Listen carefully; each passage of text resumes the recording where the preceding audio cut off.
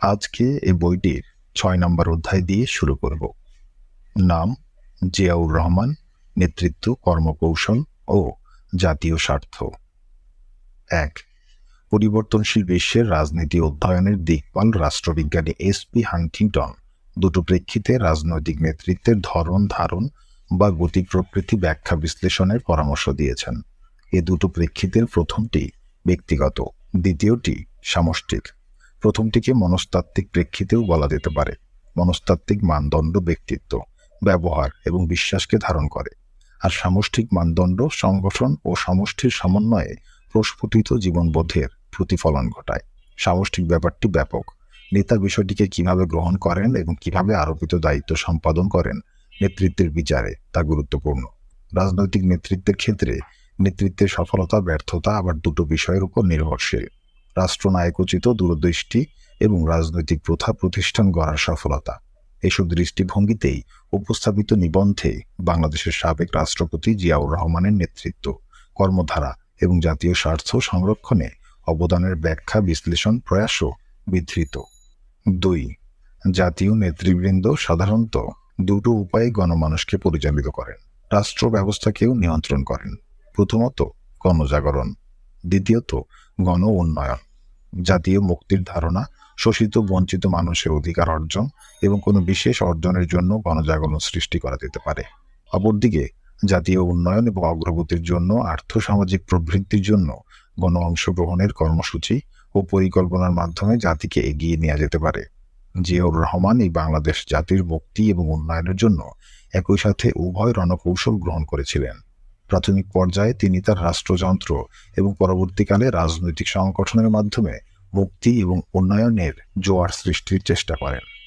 ৩. একজন সম্মোহনী নেতা স্বভাবতই আবেগ আপ্লুত, স্বকীয় বৈশিষ্ট্যে ও নিজস্ব আবেদনে আপন ভুবনে সমুজ্জ্বল। জিয়ার ক্ষেত্রেও তার ব্যতিক্রম ঘটেনি। জিয়া আমাদের এই পিতৃভূমির আর সব নেতাদের চেয়ে স্বতন্ত্র ছিলেন। তিনি বাংলাদেশের সিকি শতাব্দীর ইতিহাসে একমাত্র প্রেসিডেন্ট যিনি শত শত মাইল পথ পায়ে হেঁটে যেতেন। তার আবেদন, তার আদেশ নিষেধ তিনি ব্যক্তিগতভাবে ঘরে ঘরে পৌঁছে দেওয়ার চেষ্টা করেছেন। গ্রাম বাংলার হাজার হাজার মানুষের অনুভব অনুভূতিকে জেনে তিনি তার রাজনীতির ভেলা সাজিয়েছেন, উন্নয়নের নতুন সংজ্ঞা নির্ধারণ করেছেন। রাজনীতিকে গ্রামের গহীন গভীরে নিয়ে যাওয়ার নিজস্ব ধ্যান ধারণা ও পরিকল্পনা নিয়ে তিনি এগুচ্ছিলেন। তার নেতৃত্বে সরকার ও সাধারণ মানুষের মধ্যে সেতুবন্ধন সৃষ্টি করেছিল, আর এই সেতুবন্ধন দেশের রাজনৈতিক প্রক্রিয়ায় তাৎপর্যপূর্ণ অবদান রেখেছিল। তার আবেদনের এই অভিনবত্ব রাজনৈতিক অঙ্গন এবং তার নিজস্ব দলকে প্রভাবিত করেছিল এবং জনপ্রিয় করে তুলেছিল। প্রেসিডেন্ট জিয়াউর রহমানের রাজনৈতিক নেতৃত্বের ধরন ধারণ স্বভাব প্রকৃতি আসলেই আমাদের রাজনৈতিক পরিমণ্ডলে আমূল পরিবর্তনের ইঙ্গিত বহ ছিল। একবার জিয়াউর রহমান বলেছিলেন, I will make politics difficult. এর দ্বারা জিয়াউর রহমান শাব্দিক অর্থেই রাজনীতি কঠিন বা বিধিনিষেধ যুক্ত করতে চাননি। তার এই কথার অর্থ ছিল ব্যাক টু দ্য ভিলেজ, বাংলাদেশের গণমানুষের পীঠস্থান গ্রামে ফিরে যেতে রাজনীতিবিদদের বাধ্য করা। রাজধানী কেন্দ্রিক প্রাসাদ রাজনীতির বেড়াজাল থেকে তিনি জনগণকে মুক্ত করতে চেয়েছিলেন। ৪. প্রেসিডেন্ট জিয়ার রাজনীতির বিশেষ তাৎপর্য ছিল গ্রামীণ জনগোষ্ঠীকে। ক. স্বনির্ভরতা আন্দোলন। খ. খাদ্যশস্য উৎপাদন দ্বিগুণকরণ প্রচেষ্টা। গ. খাল খনন কর্মসূচি। ঘ. গণশিক্ষা কর্মসূচি। উম. জনসংখ্যা নিয়ন্ত্রণ অভিযান। চ. গ্রাম সরকার গঠন। ছ. যুব কমপ্লেক্স প্রতিষ্ঠা। জ. বৃক্ষরোপণ কর্মসূচি। ঝ. গ্রাম প্রতিরক্ষা দল ইত্যাদি উন্নয়ন ও জাতি গঠন কার্যক্রমের মাধ্যমে জাতীয় জীবনে উন্নয়নের নতুন গতি সঞ্চার। একজন প্রেসিডেন্ট বেতার ভাষণে, জনসভায় কি পথসভায় তার প্রশাসন, রাজনীতি ও প্রতিপক্ষের জবাবি বক্তব্যের পরিবর্তে বেশি করে ধান ফলতে বলতেন, খাল খনন করতে বলতেন এবং গাছ লাগাতে বলতেন। এটি সত্যি বিরল আবেদন। জিয়ার শাসনকালের প্রতিটি দিন, প্রতিটি সময় কেটেছে ওই উন্নয়নমূলক কাজে, বিশেষত শুকনো খাল খনন কর্মসূচিতেই কেটেছে। দেখা যেত প্রেসিডেন্ট নিজেই কোদাল নিয়ে মাটি কাটতে এগিয়ে গেছেন, হাজার হাজার লোক তাকে অনুসরণ করছে। সাধারণ মানুষ এইসব খালের মাধ্যমে শুকনো মৌসুমে সেচের মাধ্যমে পানি এনে পানির শূন্য জমিতে চাষাবাদ করেছে। তার শাসনকালের সর্বাধিক কর্মদিবস কেটেছে খাল খননের মতো জনপ্রিয় কার্যক্রমে। রাজধানীর বাইরে জিয়া কাটিয়েছেন অসংখ্য দিন, অসংখ্য রাত। তিনি বিভাগীয়, সদর, এমনকি জেলা সদরেও ক্যাবিনেট মিটিং করেছেন। স্থানীয়ভাবে সরেজমিনে সমস্যাটি অনুধাবনের জন্য এবং সমাধানে তাৎক্ষণিক সিদ্ধান্ত নেওয়ার সুবিধার্থে তিনি এসব মিটিং করতেন। মার্কিন সাংবাদিক মার্কাস ট্রান্ডাকে একজন বাংলাদেশ বিশেষজ্ঞ বলে মূল্যায়ন করা হয়। তিনি সাক্ষ্য দেন, "I saw him leaving the capital by helicopter after an early breakfast and returning just before dusk." 4. Zia বাংলাদেশের যে কোনো প্রত্যন্ত অঞ্চলে অজপাড়াগাঁয়ে যেতেন। গ্রামের লোকজন এবং স্থানীয় সরকারি কর্মকর্তাদের থেকে স্থানীয় এবং জাতীয় বিষয়ে তাদের বক্তব্য ধৈর্য সহকারে শুনতেন। তিনি কেবলই শুনতেন, মাঝে মধ্যে দুই একটা প্রশ্ন ছুড়ে দিতেন। লোকজন নিয়ে হাঁটতেন মাইলের পর মাইল। তার ভ্রমণ সঙ্গীরা, বিশেষত আমলারা পেরে উঠতেন না, তবুও তার পথ চলা থেমে থাকত না। আর একজন মার্কিন লেখক তার এই পথ চলাকে মাও সে-তুংয়ের লং মার্চের সাথে তুলনা করেছেন। তিনি আরও মন্তব্য করেন যে গ্রাম বাংলার পথে ঘাটে হাটে মাঠে তিনি এতটা হেঁটেছেন যে সম্ভবত এই জাতির আর 2 জন প্রাণপুরুষ শেরে বাংলা একে ফজলুল হক অথবা বঙ্গবন্ধু শেখ মুজিবুর রহমানও বাংলাদেশের গ্রামাঞ্চলের এতটা দেখেন। 5. পথ চলতে চলতে তিনি হঠাৎ করেই কোনো কুঁড়ে ঘরের বারান্দায় অথবা কৃষকের দহলিজে পা রাখতেন। উদ্দেশ্য নিজের চোখে তাদের অবস্থা দেখা এবং তাদের আরও ফসল আরও গাছগাছালি লাগাবার জন্য উৎসাহিত করা। তিনি বলতেন, "আমরা গ্রামের মানুষকে বোকা বানিয়ে রাখতে পারি না, আমরা তাদের নিরক্ষর রাখতে পারি না। এইসব লোকদের এভাবে রেখে শহরের লোকজন ভালো থাকতে পারে না। সুতরাং তৃণমূল পর্যায় থেকে আমরা সমাজকে গঠন করতে শুরু করেছি।" এইসব ভ্রমণের মাধ্যমে তার উদ্দেশ্য ছিল বিবিধ। 1. দীর্ঘমেয়াদী গ্রাম উন্নয়ন। 2. সমাজের সর্বস্তরে বিশেষত তৃণমূল পর্যায়ে প্রথা প্রতিষ্ঠান নির্মাণ। 3. তার ক্ষমতার ভিতকে পাকাপোক্তকরণ। খ্যাতিমান রাষ্ট্রবিজ্ঞানী জিল্লুর রহমান খান মন্তব্য করেন যে এই ক্ষেত্রে তিনি তার পূর্বসূরি আইয়ুব খানের চেয়েও অগ্রগামী ছিলেন। জনাব খান তৃতীয় বিশ্বের সম্মোহনী প্রবাদ পুরুষ ফিডেল ক্যাস্ট্রো, জুলিয়াস নায়ারে, সুকর্ণ এবং বাংলাদেশের নিকট অতীতের নেতা বঙ্গবন্ধু শেখ মুজিবুর রহমানের দেশ গড়ার প্রয়াসের সাথে জিয়াউর রহমানের তুলনামূলক আলোচনা করেন। 7. জিয়াউর রহমান নবগঠিত রাজনৈতিক দল এবং সাধারণ ব্যাপক জনগোষ্ঠীর মধ্যে এলিট মাস গ্যাপ সম্পর্কে সতর্ক ছিলেন। তার নিজ হাতে লেখা শর্ট নোট এবং রাজনৈতিক প্রশিক্ষণমূলক বক্তৃতাসমূহ প্রমাণ করে যে বিএনপিতে খুব সাধারণ মানুষের যে জায়গা হয়নি তা তিনি অনুধাবন করতে পেরেছিলেন।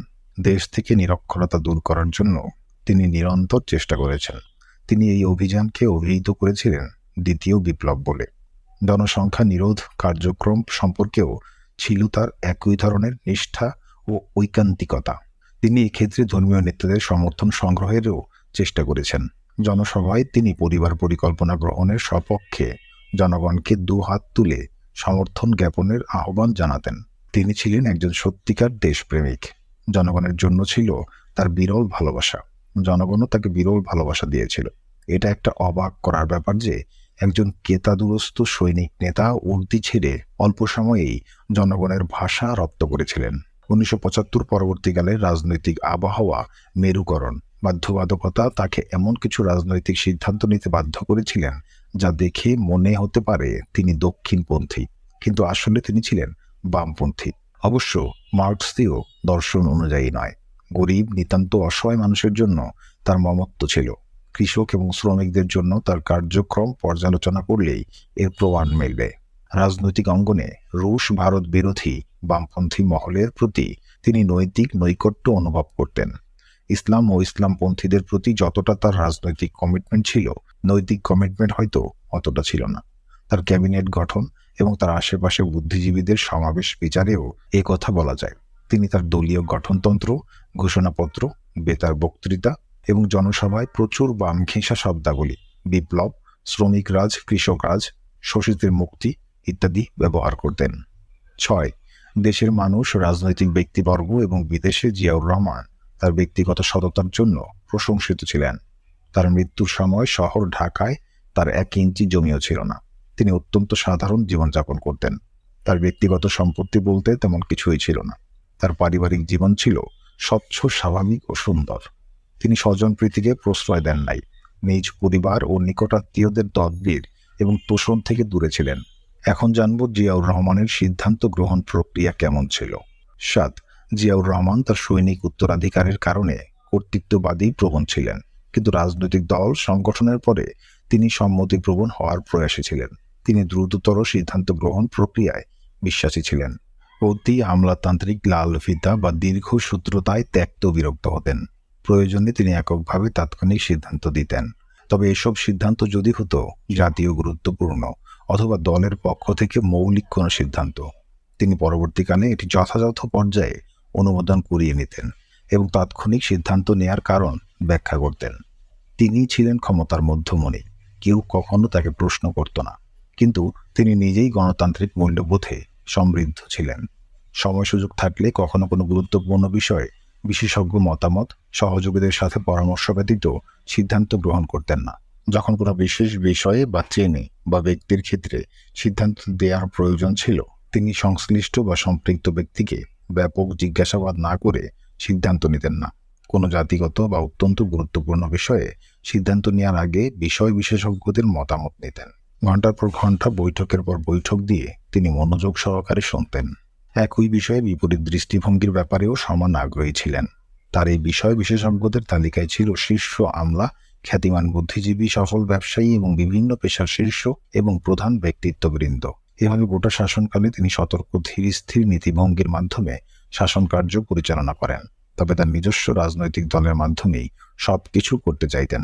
শীর্ষস্থানীয় রাষ্ট্রবিজ্ঞানী প্রফেসর তালুকদার মনিরুজ্জামান জিয়ার সরকারি যে কোনো সিদ্ধান্ত ঘোষণার পূর্বে রাজনৈতিক সহযোগীদের সাথে আলাপ আলোচনার দৃষ্টিভঙ্গির প্রশংসা করেছেন। তিনি এ প্রসঙ্গে তুরস্কের রিপাবলিকান পিপলস পার্টির সাথে কামাল আতাতুর্কের বিশ্বস্ত সম্পর্কের সাথে বিএনপি এর সাথে জিয়াউর রহমানের নির্ভরতার তুলনা করেন। তিনি তার নিজস্ব রাজনৈতিক কর্মী সহ সর্বস্তরের মানুষকে ব্যাপক সাক্ষাৎকার দিতেন এবং দেশ, জাতি এবং দল সম্পর্কে তাদেরও মতামতের মূল্যায়ন করতেন। জিয়াউর রহমান এতদ্দেশীয় রাজনৈতিক নেতাদের মতো সব ব্যাপারেই হাঁ বলতেন না, তিনি না বলতে জানতেন। দলীয় নেতাকর্মীদের খাই খাই মানসিকতার তীব্র সমালোচনা করতেন। অন্য সব রাজনৈতিক নেতাদের মতো পিঠ চাপড়ানো বা শুধু কথায় তুষ্ট করার নীতিতে তিনি বিশ্বাসী ছিলেন না। তবে তিনি নেতাকর্মীদের আবদার রক্ষা করতেন না এমনও নয়।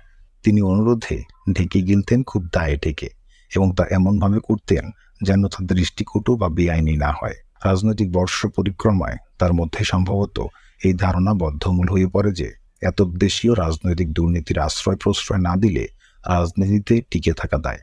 পরবর্তীকালে এ ধারণার বশে তিনি নিরঙ্কুশ ব্যক্তিগত সততা সত্ত্বেও পরোক্ষভাবে দুর্নীতিকে অন্তত সহ্য করেন বলে কোনো কোনো মহলের অভিযোগ রয়েছে। জাতীয় স্বার্থ ৮-এর ক। বাংলাদেশ জাতি ও রাষ্ট্রের একটি দুঃসময়ে জিয়াউর রহমান দেশের দায়িত্বভার গ্রহণ করেন। অভ্যন্তরীণ বিশৃঙ্খলা ও বৈদেশিক হস্তক্ষেপের আশঙ্কাজনক পরিস্থিতি নিয়ন্ত্রণে তিনি দক্ষতা ও কুশলতার প্রমাণ রাখেন। অভ্যন্তরীণ শৃঙ্খলার দুটো ক্ষেত্র, সেনাবাহিনী ও রাজনৈতিক পরিমণ্ডল। একটি হস্তক্ষেপ প্রবণ সেনাবাহিনীতে শৃঙ্খলা ফিরিয়ে আনা রাজনৈতিক পরিমণ্ডলে শান্তি বজায় রাখার চেয়েও কঠিন হয়ে দাঁড়ায়। দেশের শাসন ক্ষমতার অদল বদলের সমীকরণ জিয়াউর রহমানের অনুকূলেই সংগঠিত হয়। বহিঃশত্রুর আক্রমণ অথবা তাদের অনুকূল রাজনৈতিক শক্তির প্রতিষ্ঠা জনগণের এ ধরনের আতঙ্ক এবং আশঙ্কা জিয়াউর রহমানকে নেতিবাচক সুবিধা দান করে। সিভিল সোসাইটি, যারা সামরিক বাহিনীর ক্ষমতা গ্রহণের নীতিগত বিরোধী, তারা আরও বড় ভীতির তুলনায় ছোট ভীতিকে স্বাগত জানায়। জিয়াউর রহমান পরিবেশ এবং পরিস্থিতিকে তার অনুকূলে প্রবাহিত করতে সক্ষম হন। তিনি সেনাবাহিনীতে শৃঙ্খলা তথা প্রফেশনালিজম ফিরিয়ে আনেন, জাতিকে কতিপয় ইস্যুর ভিত্তিতে ঐক্যবদ্ধ করতে সক্ষম হন। যদিও এই জাতীয় ঐক্য পরবর্তীকালে অব্যাহত ছিল না, তবুও তিনি তার সময়কে ব্যবহার করে ক্ষমতা সুসংহত করতে সক্ষম হন। এটাকে একাডেমিকভাবে বেসামরিকীকরণ প্রক্রিয়া বলা যেতে পারে। এর মাধ্যমে কিছুটা চড়াই উতরাইয়ের মাধ্যমে জাতি লাভ করে কাঙ্ক্ষিত রাজনৈতিক স্থিতিশীলতা। 1976 থেকে 1981 সাল পর্যন্ত এই স্থিতিশীলতার সময়কালে জাতি ব্যাপক অর্থনৈতিক প্রবৃদ্ধি অর্জন করে। জাতীয় উৎপাদন ব্যাপকভাবে বৃদ্ধি পায়। অতীতের নিয়ন্ত্রিত অর্থনীতির বদলে মুক্ত অর্থনীতি জাতিকে অর্থনৈতিকভাবে লাভবান করে। অতীতের রাষ্ট্রীয়করণের ফলে কোটি কোটি টাকার যে বোঝা রাষ্ট্রের ঘাড়ে চেপেছিল, নতুন বিরাষ্ট্রীয়করণের ফলে তা কিছুটা লাঘব হয়। দারিদ্র্য নিয়ন্ত্রিত হয়, মাথাপিছু আয় বাড়ে। শিক্ষা, স্বাস্থ্য, কৃষি, শিল্প প্রতিটি সেক্টরে দৃশ্যমান অগ্রগতি সাধিত হয়। ৮-এর খ। ৭৫ সালের ঘটনাবলী পৃথিবীর এই অঞ্চলে বলয়ের রাজনীতি ক্ষেত্রে ব্যাপক পরিবর্তন ঘটায়।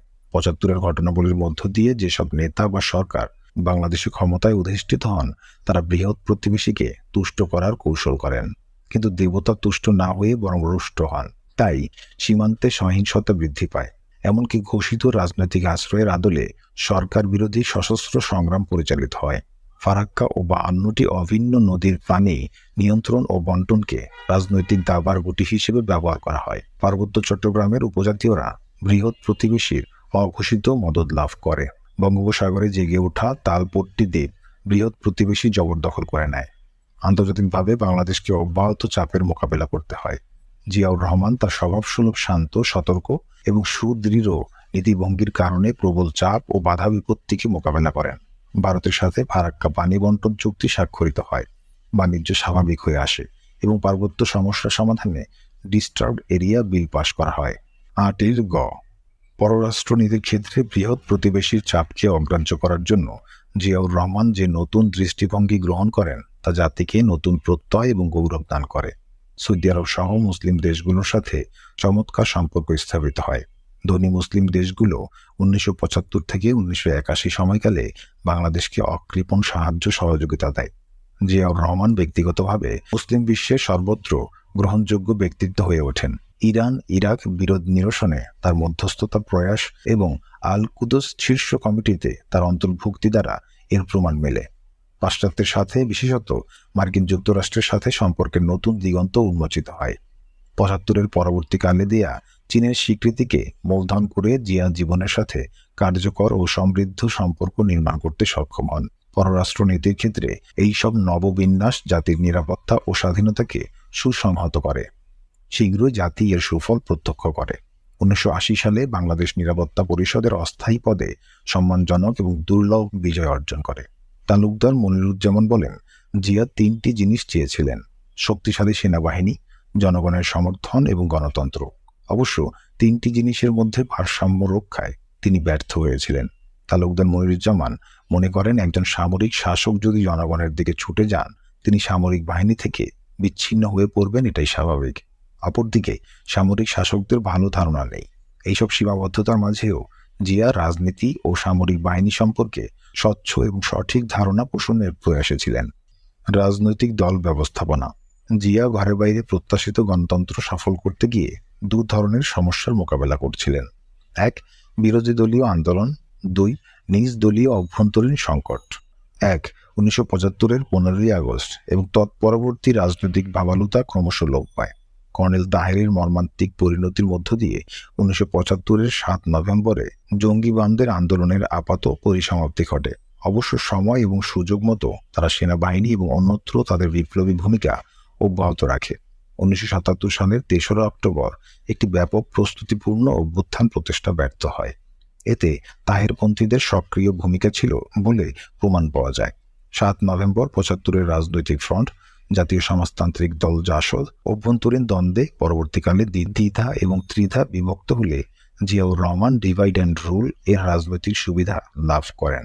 1980 সালের মাঝামাঝি সময়ে বাংলাদেশের প্রধান রাজনৈতিক শক্তি আওয়ামী লীগের দ্বিধা বিভক্তি ঠেকাতে ভারত প্রবাসী বঙ্গবন্ধু কন্যা শেখ হাসিনা দেশে ফেরেন। তার স্বদেশ প্রত্যাবর্তনে সংগঠন এবং আন্দোলন জোরদার হয়ে ওঠে। ইতিপূর্বেই 1977 সাল থেকে বিভিন্ন রাজনৈতিক দল সামরিক শাসন বিরোধী আন্দোলন পরিচালনা করে। তৎকালীন রাজনৈতিক প্রেক্ষাপটে বিরাজিত ভারত ও বাকশাল ভীতি এবং সামরিক শাসনের কচ্ছপ নীতি শাসক জিয়াকে নিরাপদে রাখে। 78 এবং 79-এর জাতীয় নির্বাচনের মতো রাজনৈতিক কর্মসূচি দিয়ে তিনি প্রতিপক্ষকে ব্যস্ত রাখেন। ঘরোয়া রাজনীতি থেকে শুরু করে বহিরাঙ্গনের সম্প্রসারিত রাজনীতির মাধ্যমে জনগণ ও প্রতিপক্ষ পুঞ্জীভূত ব্যথা বেদনা ও ক্ষোভ ক্রোধ প্রশমনের সুযোগ পায়।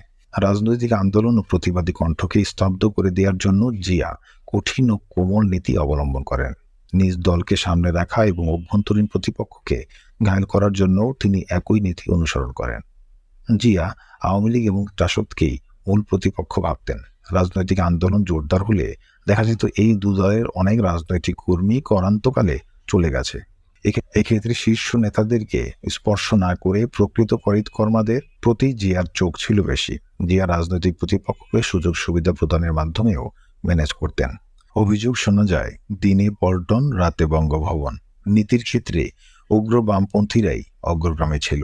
এ সময় মিজান চৌধুরী আওয়ামী লীগ এবং এম আউয়ালের নেতৃত্বে জাসদ দ্বিধা বিভক্ত হয়। জিয়া বিরোধীরা বলেন এই ভাঙনের পিছনে জিয়ার হাত ছিল। আবার কেউ কেউ মন্তব্য করেন যে ঝড়ে বাদলে কাক মরে, ফকিরে তার কেরামতি ঝাড়ে। প্রেসিডেন্ট জিয়া এসব ক্ষেত্রে তার ভূমিকার কথা বরাবরই অস্বীকার করেছেন। অবশ্য তিনি বিভিন্ন রাজনৈতিক ব্যক্তিত্ব, বিশেষত সমাজে যারা প্রভাবশালী, তাদেরকে তার দলে যোগদান করার আমন্ত্রণ জানাতেন অকপটে। এভাবে কোনো রকম বড় ধরনের আন্দোলন ছাড়াই তিনি তার শাসনকাল পরিচালনা করছিলেন। বিরোধী দলের চেয়ে বরং তার নিজ দলের সংকটই তার জন্য বিপদের কারণ ছিল। চট্টগ্রামে এমনই একটি দলীয় আন্তর্বিরোধ মোকাবেলা করতে গিয়ে তিনি ঘাতকের বুলেটে প্রাণ হারান। 2. বিএনপি এর প্রতিষ্ঠাকালে নানা ধরনের নানা মতের, এমনকি পরস্পর বিপরীত মতাদর্শের লোক বিএনপিতে যোগদান করে। আদর্শিক নৈকট্য, বিপরীত রাজনৈতিক শক্তির প্রতি নেতিবাচক দৃষ্টিভঙ্গি, ব্যক্তিগত স্বার্থ, সুবিধা লাভ, সমাজে প্রভাব প্রতিপত্তি অর্জন ইত্যাদি কারণে বিএনপিতে অসংখ্য লোকের সম্মিলন ঘটে। আদর্শিক চেতনা প্রবল না থাকায় ব্যক্তিগত, উপদলগত, পেশাগত এবং আঞ্চলিক রেষারেষি তীব্রতর হয়। ফ্রন্ট থেকে যখন বিএনপি পার্টি হিসাবে প্রতিষ্ঠা লাভ করে, তখন 76 জনের আহ্বায়ক কমিটি নিয়ে তুমুল প্রতিদ্বন্দ্বিতা হয়। 1979 সনের সংসদীয় নির্বাচনে এমপি পদের নমিনেশন নিয়ে আরেক দফা অন্তর্দ্বন্দ্ব লক্ষ্য করা যায়। এছাড়া মন্ত্রিসভা গঠন নিয়েও তীব্র মতবিরোধ লক্ষ্য করা যায়। প্রেসিডেন্ট জিয়া সব বিতর্ক এবং দ্বন্দ্বের ঊর্ধ্বে থাকার চেষ্টা করতেন। অবশেষে তাকে সবাই মেনে নিত। আগেই বলা হয়েছে, কিছুটা ভীতি প্রদর্শন, কিছুটা সুবিধা দান নীতি অনুসরণ করে তিনি ঘর সামলিয়েছিলেন। এক পর্যায়ে ব্যারিস্টার মওদুদ আহমেদ বিদ্রোহী হয়ে ওঠেন। অনেক দূর অগ্রসর হওয়ার পর তাকে মন্ত্রিত্ব হারাতে হয়। কিছুটা বাধ্যবাধকতার কারণে তিনি আর বাড়াবাড়ি করেননি। অন্যান্য বিদ্রোহী, অসন্তুষ্ট নেতা এবং এমপিদের তুষ্ট করার জন্য দুধপুল এবং জেলা উন্নয়ন সমন্বয়কারী বা ডিস্ট্রিক্ট ডেভেলপমেন্ট কোঅর্ডিনেটরের পদ প্রদান করা হয়। প্রধানমন্ত্রিত্ব নিয়ে প্রবীণ আমলা মোমেন খান, বদরুদ্দোজা চৌধুরী ও শাহ আজিজের মধ্যে প্রবল প্রতিদ্বন্দ্বিতা উপস্থিত হলে জিয়া অধিকাংশ এমপিদের মতামতের ভিত্তিতে সম্ভবত নিজের ইচ্ছার বিরুদ্ধে শাহ আজিজকে প্রধানমন্ত্রী করেন। 3. বিএনপি এর ছাত্র সংগঠন, ছাত্রদল জিয়ার শাসনকালে বিরোধী ছাত্র সংগঠনগুলোর সাথে কখনো কখনো প্রকাশ্য সন্ত্রাসী তৎপরতা প্রদর্শন করে। বিশেষত ঢাকা বিশ্ববিদ্যালয়ে কয়েকবার বন্দুকযুদ্ধ সংগঠিত হয়। বদনাম রটে যায় জিয়া সরকার ছাত্রদের অস্ত্র সরবরাহ করছে। জিয়া ব্যক্তিগতভাবে এই অভিযোগ অস্বীকার করেছেন। তৎকালীন স্বরাষ্ট্রমন্ত্রী প্রয়াত লেফটেন্যান্ট কর্নেল মোস্তাফিজুর রহমানকে প্রশ্ন করলে তিনি বলেন, ছাত্রদলের অস্ত্রের উৎস অন্যান্য বিরোধী সংগঠনের মতো একই উৎস।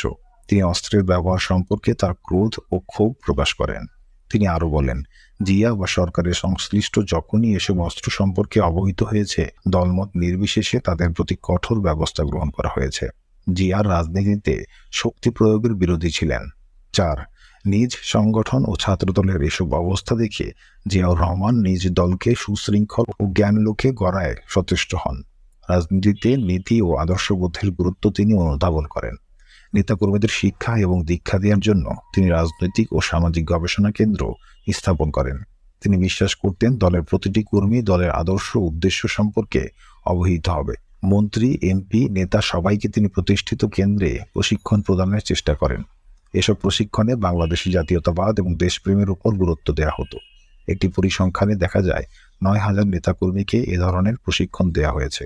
অনেক জাতীয় এবং আন্তর্জাতিক বিষয়ে এই কেন্দ্রে সেমিনার, সিম্পোজিয়ামের আয়োজন করেছে।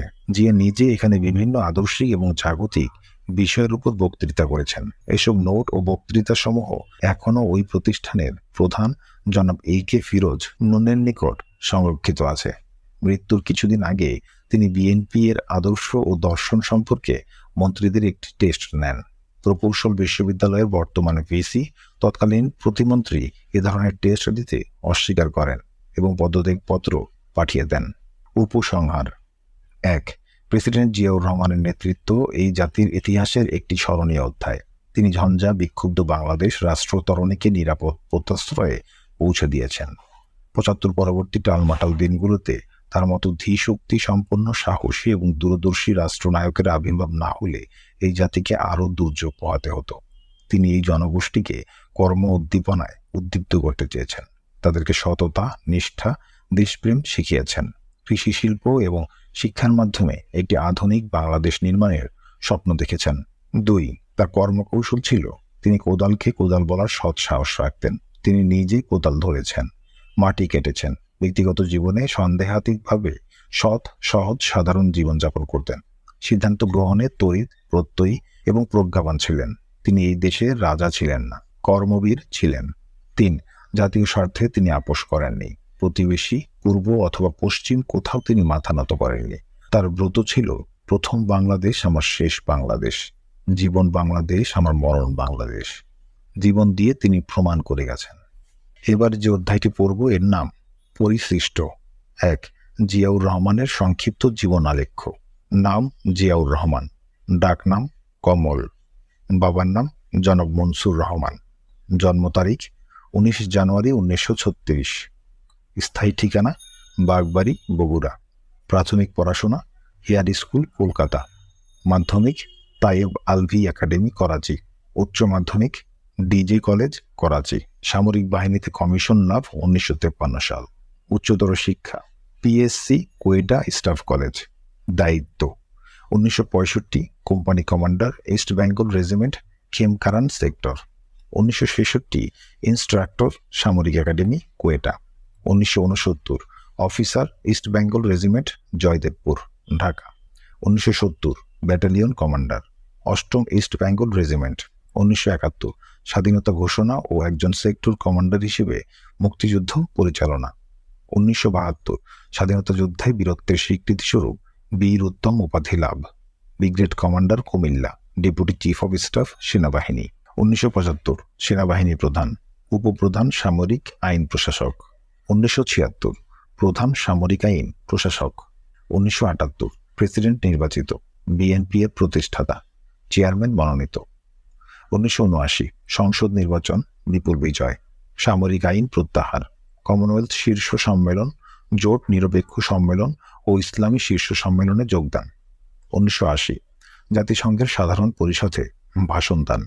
1981 আল কুদস কমিটির সদস্য নির্বাচিত। ইরাক ইরান যুদ্ধাবসানে প্রচেষ্টা। ব্যক্তিগত জীবন বিয়ে 1960 সাল। স্ত্রী খালেদা খানম, ডাকনাম পুতুল। সন্তান তারেক রহমান, ডাকনাম পিনু ও আরাফাত রহমান, ডাকনাম কোকো।